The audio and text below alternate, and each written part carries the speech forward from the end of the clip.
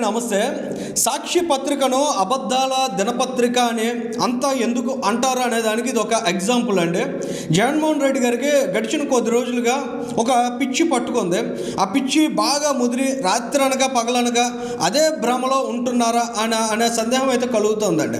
ఎందుకంటే ఈ క్రెడిట్ రోగం అనేది నిజంగా చాలా ప్రమాదకరంగా మారబోతోందా జగన్మోహన్ రెడ్డి గారికి అనిపిస్తోందండి. దానికి మెడిసిన్గా భావించారో ఏంటో సాక్షి వాళ్ళు ఇలాంటి అబద్ధాలను ప్రచురిస్తున్నారండి. ఇవాళ గణతంత్ర దినోత్సవం, ఎంతో కొంత రెస్పాన్సిబిలిటీ ఆడవాలి, కాస్త బాధ్యతాయుతమైన వార్తలను పబ్లిష్ చేయాలి. ఇటువంటి సో ఏమీ లేకుండా అసందర్భంగా ఒక వార్తను పెట్టారు. కనీసం ఆ వార్తలో వాస్తవాలు కూడా లేవు.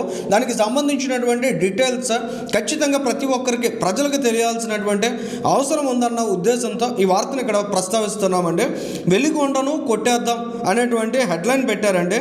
ప్రాజెక్టును పూర్తి చేయకపోయినా మరో క్రెడిట్ చోరీకి సిద్ధమవుతున్న చంద్రబాబు.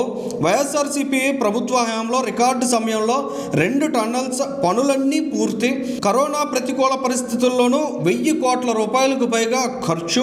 992 కోట్ల రూపాయల పునరావాసానికి కేవలం చంద్రబాబు నాయుడు గారు కేటాయించేసి ఉంటే నల్లమల్ల సాగర్కు కృష్ణమ్మ.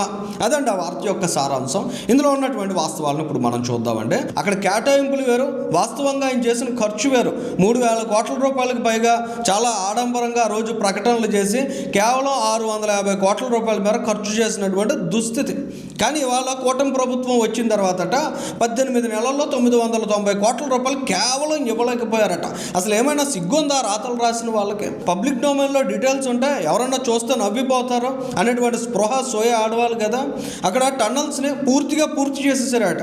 గత ఏడాది నిమ్మల రామానాయుడు గారు జలవనరుల శాఖ మంత్రి చాలా క్లియర్గా అక్కడ ఉండేటువంటి ఫ్యాక్ట్స్ అన్ని చూపించి రియల్ టైంలో అందుబాటులో ఉన్నటువంటి డేటాను ఎస్టాబ్లిష్ చేసి కళ్ళకు కట్టినట్లు అక్కడ టన్నల్స్ పనులు అంతవరకు పూర్తయ్యాయి.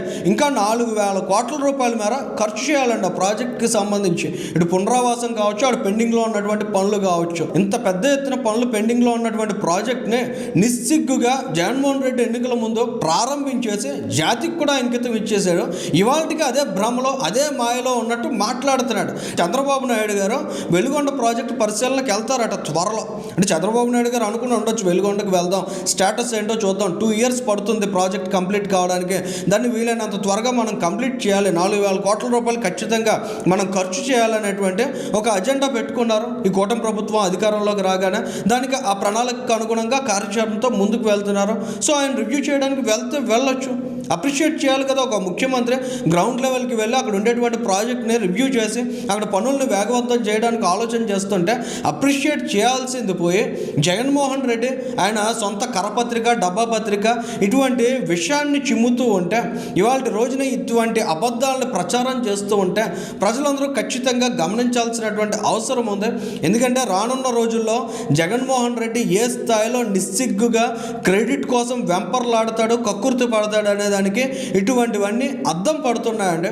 సో ఇలాంటి అంశాలకు సంబంధించి మీ అభిప్రాయాలను కూడా కామెంట్ చేయండి. Thank you.